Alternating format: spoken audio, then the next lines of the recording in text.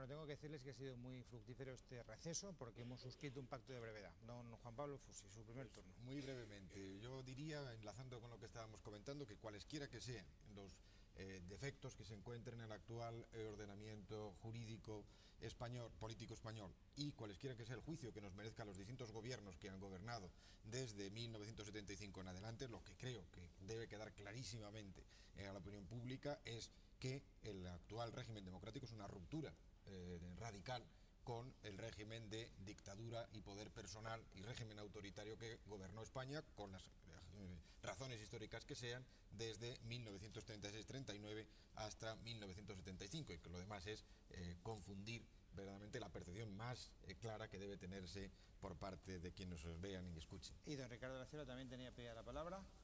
Pues para decir tres cosas, telegráficamente. Primero, voy a coincidir en algo muy importante con el profesor Fusi, pero no en su concepto de ruptura. El régimen actual proviene del régimen anterior por reforma, estrictamente seguida bajo la vigilancia de las Fuerzas Armadas, que tuvieron muchísimo cuidado en garantizar una reforma y no una ruptura. Lo que pasa es que es una reforma, que ha llevado a resultados antitéticos en muchas cosas. Bueno, en cambio sí que estoy muy de acuerdo con el profesor Fusi en que el régimen actual es un régimen democrático, que los españoles pueden cambiar sus gobiernos y que, eso sí, este régimen democrático, que es auténtico, es un régimen imperfecto, y él ha señalado algunas imperfecciones tremendas, y en virtud de esas imperfecciones puede ser un régimen amenazado también. Esta democracia tal vez no sea excesivamente estable, aunque parezca aparentemente que sí, porque está muy amenazada desde dentro, pues por esas disfunciones de la justicia, por ese entremezclamiento entre los tres poderes. Cierto personaje que no voy a nombrar tenía algo de razón cuando decía que Montesquieu había muerto. Pues eso es una cosa que no conviene nada. No lo nombrará usted, pero lo nombraré yo, es don Alfonso Guerra, digo, para que no haya sobreentendido. Bueno, pues Alfonso Guerra tenía más razón de la que se cree. Bueno, en este aspecto, quiero decir. Bueno, ¿y qué es lo que queda y qué es lo que no queda del régimen de Franco? Antes de empezar el régimen de Franco, o sea, en 1936, una cuarta parte de España pasaba hambre, una tercera parte era analfabeta y por lo menos un 25% de los españoles se sentían miembros del proletariado. Se empleaba mucho la palabra proletariado.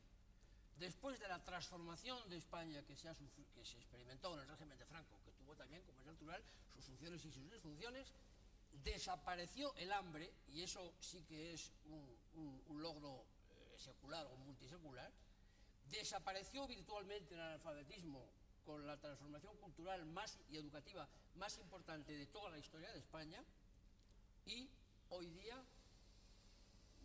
el antiguo proletariado se siente y se cree y es de clase media. Y la idea, esto no ha sido además una consecuencia de la prosperidad europea, no. Esto es un designio personal de Franco desde su discurso por la de Castilla el mismo día 1 de octubre del 36. Vale, entonces hemos llegado a un punto interesante. En un platillo de la balanza bienestar, en otro platillo de la balanza libertad, y el balance al final tiene que ser positivo en función de que el bienestar pese más que la libertad, bastante más que la libertad. Pregunto, don Antonio García. Que el bienestar ha hecho posible llegar a la libertad, cosa que no sucedió en los ensayos anteriores democráticos en España. Yo quisiera añadir a lo que ha dicho el profesor La Cierva un dato que me parece muy importante. El centro estadístico más importante que hay en este momento en Europa, desde luego, pero en fin, uno de los más importantes del mundo es Eurostat, que es la oficina de estadística de la Comunidad Económica en Bruselas, y que, por cierto, en fin, tiene unos equipos técnicos extraordinarios y funciona de una manera admirable, y que es un poco la base de casi todo lo que se está haciendo en Europa en materia económica, porque es el dato del punto de partida. Pues bien, los datos de Eurostat, que por cierto han sido hechos públicos en España por un trabajo publicado por el presidente de la Academia de Ciencias Morales y Políticas, Enrique Fuentes Quintana, y ex vicepresidente del gobierno después de la transición, el punto de mayor convergencia económica de España con la Comunidad Económica Europea es en el año 1975, o sea, el año de la muerte de Franco, en que la renta per cápita media de los españoles es casi el 80%, el 79,8% de la media europea. Esa baja desde el año 1975 se recupera ligeramente en los 4 últimos años, y hoy estamos 2 puntos de convergencia económica inferior a la del año 1975. Es decir, que lo que queda Pero de contestando a infraestructura la pregunta, económica es anterior. ¿qué es en el plato de la balanza bienestar o libertad? La libertad no tiene nada que ver con la riqueza. Eso es una opinión tecnocrática que se inventó durante la dictadura para justificar la ausencia de libertades. Si fuese cierto que un pueblo tiene que ser rico para poder ser libre, no se conocería ni se hubiera conocido la democracia griega ni las libertades del siglo XIX en muchísimos pueblos. La libertad no está condicionada más que por la voluntad de ser libre. Y la voluntad de ser libre no depende del dinero que tengas. Ese es el tema. Claro, es que esa es la cuestión. Yo creo que quizás no deberíamos enredarnos en un falso debate. Que el franquismo operó como el motor de la segunda acumulación originaria del capitalismo en España, eso es una obviedad histórica y me parece que pretender negarlo sería una sandez. Por lo demás, un régimen de dictadura es especialmente propicio para ese procedimiento. Sabemos lo que es la acumulación originaria en el siglo XIX. La acumulación originaria opera como ese momento en el cual ni siquiera los términos de la ley del valor imponen el proceso de la capitalización, sino procedimientos de presión externa que permiten explotaciones regulables estatalmente. Bien, una dictadura permite, y de hecho permitió, a partir del momento en que optó por una economía moderna, es decir, a partir del primer plan de desarrollo, el plan de estabilización, el primer plan de desarrollo, permitió efectivamente realizar esa segunda acumulación originaria y convertir a España en un país capitalista moderno. Eso es una obviedad para franquistas, para antifranquistas y para quien sea, porque no es más que la descripción de un dato histórico. Naturalmente, lo que estamos ahora discutiendo es otro tipo de problema, porque yo creo que la segunda acumulación originaria en España hubiera tenido que hacerla quien fuera, porque naturalmente la acumulación de capital en España a inicios del siglo XX era insuficiente para llevar a cabo el proceso del capitalismo maduro. El problema que se nos plantea, yo creo, ahora, es sobre la base de ese dato histórico del franquismo como la forma política bajo la cual el capitalismo español llega a su madurez, cuáles han sido los costes políticos de una dictadura prolongada a lo largo de 40 años. Y yo decía, son hábitos terribles que generan estados que generan la creencia de que es normal lo que no lo es en absoluto. Porque hace un momento el profesor de la Cierva y don Luis Herrero se referían casi como algo pintoresco a la muerte de Montesquieu de don Alfonso Guerra, una cosa lejana, dicha por Guerra, que es el raro de la tribu. Pero les hago una cita del 29 de julio de 1997. Esta cosa de que mientras más controles judiciales haya sobre los actos políticos, muchísimo más democrático es el país, es mentira. No tiene nada que ver con la democracia. El ámbito político no es posible desplazarlo a la calificación de un juez. El programa de gobierno de un partido que gana puede, al llevarlo a la práctica, ser revisado en vía constitucional, pero no es revisable judicialmente. No es el demagogo Alfonso Guerra hace no sé cuántos años, es don Felipe González Márquez el 29 de julio del 97. Dando como normal algo que yo considero es la extrema violación y la herencia más siniestra del franquismo, la idea de que hay una esfera del Estado que escapa al control judicial. Don Juan Pablo. Bueno, pues tomando estas últimas intervenciones, yo creo que es evidente que si hablamos de hábitos heredados de la época anterior, yo estaría de acuerdo con parte de lo que se ha dicho. Y para decirlo de una manera muy clara, hay una tendencia a absolutizar el poder en España. Y a hacer un uso casi, en este momento no está de moda la palabra, lo estaba hace unos pocos años, hacer casi un uso cesarista del poder, lo cual lleva a que el poder político haya irrumpido. Yo creo que menos de lo que se está diciendo, porque también hay evidencia, lo contrario, hay políticos procesados, hay gente que ha abusado, que ha creado entramados para financiar ilegalmente los partidos. Creo que están siendo, si no hoy mismo, se hará ejecutiva o no ejecutiva la sentencia del caso Filesa, ha sido denunciados uno detrás de otros, un rosario de escándalos y de abusos del poder desde el año 91 en adelante, por la prensa fundamentalmente y por una serie de periodistas, que incluso pues podemos más o menos pensar que ha podido haber manipulaciones, abusos, pero el hecho es ese, y eso ha contado, y eso es también parte del ejercicio democrático de las libertades. Por lo tanto, es verdad que ha habido, probablemente como herencia de un franquismo, entendido en un sentido muy amplio, hábitos que tienden a ese intento de absolutizar el poder, coparlo todo, por decirlo coloquialmente, desde arriba, pero también es verdad, no podréis negar, que en el sistema actual hay una serie, probablemente no los tres poderes tradicionales, otros poderes, como han podido ser, en este caso la prensa, que sí ha jugado un papel determinante en la crítica del poder. Eso eso no lo niega nadie. Bueno, pero digamos, para completar, porque parecería, volviendo al BIAC, que si dice el felipismo es la etapa última del franquismo, pues parecería que no se ha alterado nada. Si Naturalmente, como sabes, he estado parafraseando a Hilferding. He estado parafraseando al Hilferding que dice que el imperialismo es la fase superior del capitalismo. No implica que Hilferding piense que el imperialismo es indistinguible del capitalismo, sino que sitúa los elementos esenciales del capitalismo en la esfera en la cual funcionan de un modo automático y no mediante necesaria intervención voluntaria continua. Sí, pero... La inmensa ventaja del sistema puesto en pie en la transición es que preserva buena parte de los privilegios de la dictadura y además los hace invisibles. Y ya decía Maquiavelo, solo hay poder auténtico cuando no se ve. Pero lo que dice don Juan Pablo Fusí sí que tiene un cierto fundamento, porque ustedes están transmitiendo una idea, yo no sé si son conscientes de ella, digo, el debate, nosotros, yo me incluyo naturalmente, diciendo, bueno, el franquismo desde el punto de vista del progreso material, del bienestar de los ciudadanos fue positivo más que negativo. Desde el punto de vista de la ausencia de libertades, relativicémoslo porque tampoco ahora tenemos muchas, lo cual a mí me parece una imagen un poco triste. No, pero no es exacto. Y lo que, bueno, no, yo estoy caricaturizando y excitando sus intervenciones. Hay una intervención de Juan Pablo Fusí que me parece fundamental dejar sentada como premisa mayor. Es decir, nadie puede pensar, salvo que don Gonzalo nos convenza de lo contrario, que durante el franquismo la prensa pudiera denunciar fenómenos de corrupción del poder. Es decir, a mí se me antoja como algo absolutamente imposible. Yo no sé si usted discrepa de mi opinión. Y eso ya sería en sí mismo un cambio. En el tema de la prensa quisiera decir dos cosas.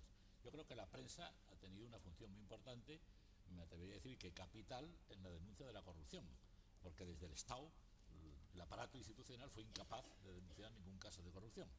Ahora hay que ver el precio gigantesco que han pagado, o que están pagando, o que van a pagar pasado mañana los señores que no han estado dentro del consenso, dentro de la prensa. Es decir, que la presión también ha sido muy fuerte. Eso para empezar. Segundo, durante la era de Franco, hasta la ley Fraga, hubo censura. A partir de la ley de Fraga no había censura y por lo tanto los periódicos tenían libertad.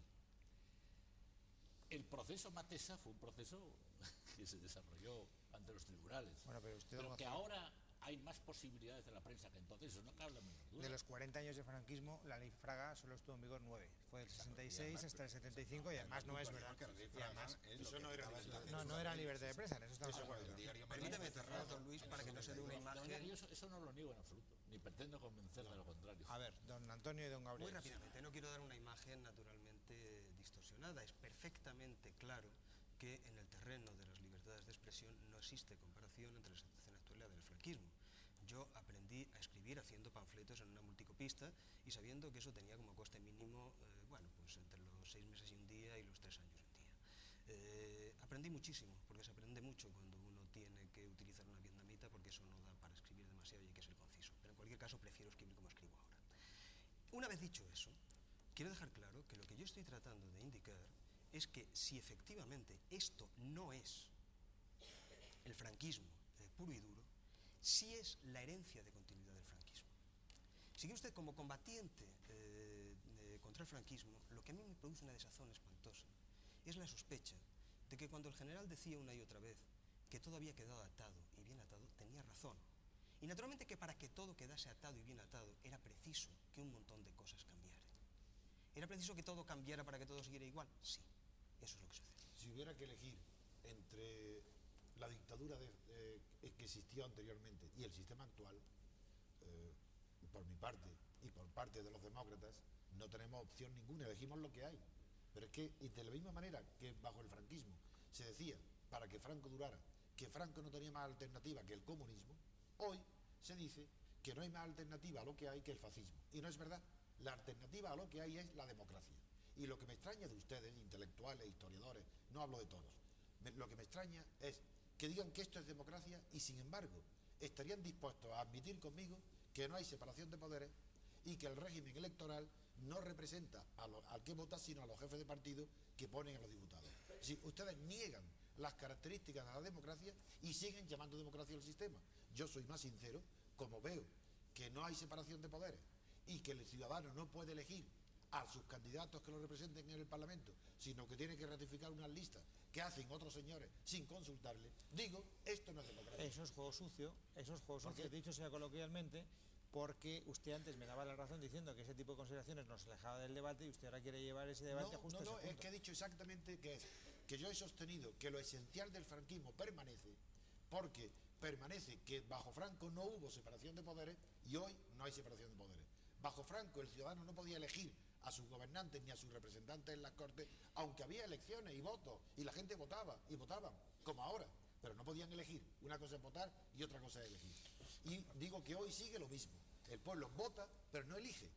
No elige a los gobiernos. Pero el voto cambia radicalmente a los gobiernos. O el señor Aznar es exactamente igual que el señor Calvo Sotelo, que el señor González y que el señor Suárez. Y sus políticas son las mismas. Y la política educativa de Esperanza Aguirre es exactamente la misma política que Marabal, etcétera. Yo creo que son políticas distintas y por lo tanto quien ha votado y con una participación muy alta y ha desplazado del poder a un gobierno que desde el 91 al 95 cayó en el mayor descrédito por los abusos de corrupción, sospechas de implicaciones en crímenes de Estado, etcétera, ha sido las elecciones del 96. No el pueblo puede elegir entre dos partidos. Ustedes me digan que la justicia es un problema grave en este momento por interferencia del poder político sobre el poder judicial, me parece que estaríamos de acuerdo. Habría que matizar mucho, creo que con la contundencia que están diciendo ustedes que no existe separación de poderes y además confundiéndolo con lo del franquismo, que además de otras en el franquismo además de estarán de acuerdo que por lo menos le correspondía a Franco por ley la jefatura de las Fuerzas Armadas, el poder legislativo, el poder ejecutivo, por lo menos esos tres, y que no es exactamente la confusión de poderes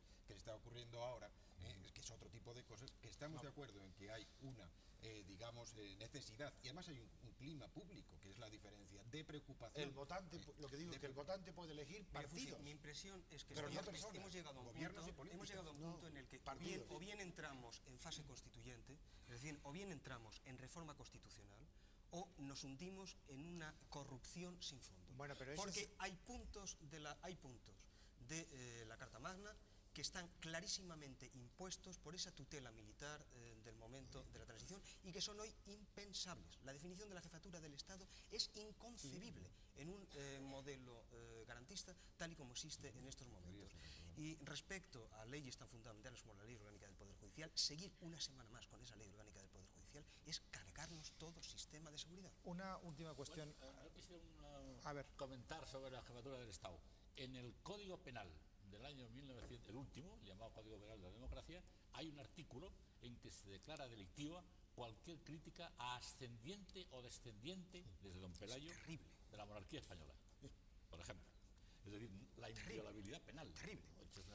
Y respecto a lo que decía Fusi, los cambios. Bueno, entre la política económica de Arburúa y la del señor Ullastres, es anasmática, o sea que el cambio fue enorme. Sí, pero los españoles no lo pudieron decidir. Sí, era la opinión la que decidía. No, en absoluto. Y no sé cómo. el cambio, por ejemplo, entre la política de Ibáñez Martín y la del señor educativa, por ir a la universidad, Villar Palasí, era abismática también. Pero el señor Villar Palasí no tuvo un mandato de los españoles para hacer lo que hizo, que a lo mejor lo hizo muy bien, y probablemente lo hizo muy bien, pero no tuvo ninguna autoridad de la opinión española para hacer lo que hizo. Corporativamente influían en los cambios. Queda un minuto antes de ir a la publicidad y de abrir el último turno, que sea el de participación de las personas que nos acompañan, y quiero hacer una pregunta a don Ricardo de la Cierva y a don Juan Pablo Fusi, en la medida en que sean historiadores, bueno, a todos si nos da tiempo, pero tendrían que ser para sí o no. Muy bien.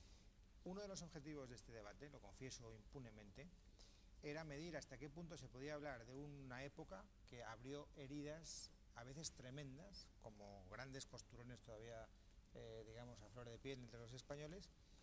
Nunca ha sido fácil hacer un debate sosegado sobre el franquismo sin que empezaran grandes recelos, y yo les quiero preguntar, ¿ya ha llegado el momento en el que eso es posible, don Ricardo de la Cierva? Sí, seguro. Yo creo que además que este debate de hoy lo ha demostrado.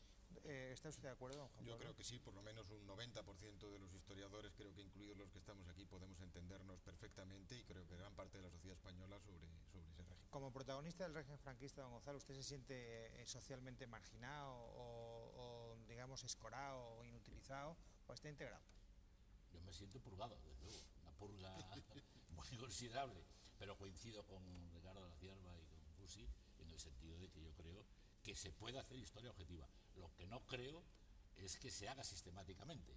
Creo que hay una especie de damnatio memoriae, como la que se dictaba contra algunos emperadores romanos, que existe todos los días. Vamos, yo, por ejemplo, creo que mientras se pueda publicar un libro abyecto y miserable como la novela del señor Villayonga sobre Franco, no hay objetividad posible. Don Antonio García Trevijano. Yo creo que se puede hablar del franquismo con libertad y con sosiego, como se le llama ahora a los que quieren que no haya libertad de discusión.